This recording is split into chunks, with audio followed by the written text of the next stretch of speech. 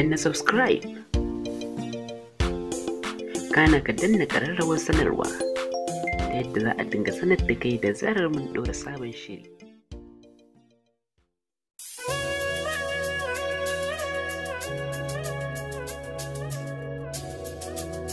Ina nan da raina ban mutu ba, in ji matashin da ya sha ruwan kwata saboda murnar cin zaben Buhari.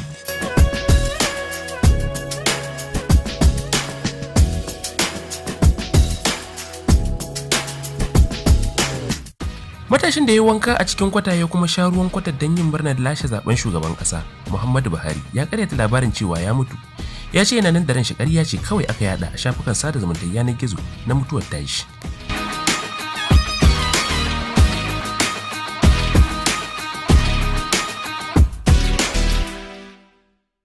A hirar da ya da jaridar Daily Trust, Sani wanda ya fito daga jihar Bauchi ya bayyana cewa yana nan da ran shi, kuma magana cewa wai an kai shi asibiti ƙarya ce, lafiyar shi garas bai mutu ba.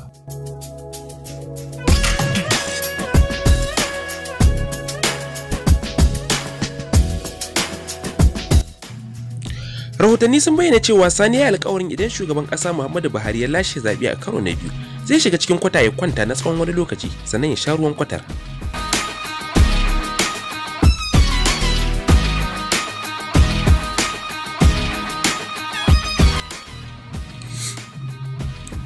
Haka kuwa aka yi, Sani ya cika alƙawarin da ya ɗauka bayan da INEC ta bayyana shugaba Buhari a matsayin wanda ya lashe zaben shugaban ƙasar da ya gudana ranar 23 ga watan Fabrairun da ya gabata.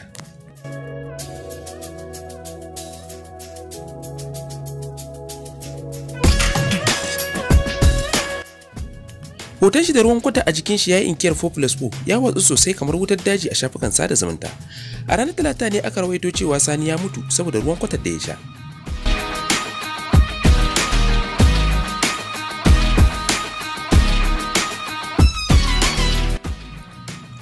Sai dai a hirar da ya da Daily Trust, Sani ya ce yanzu haka yana kan hanyar shi ta komawa Bauchi ne bayan wani aikin fenti da ya je yi. Sannan ya bayyana cewa ruwan kwatar da ya sha alkawari ne ya cika, wanda ya ɗauka a gaban mutane cewa zai yi idan Buhari ya ci zaɓe.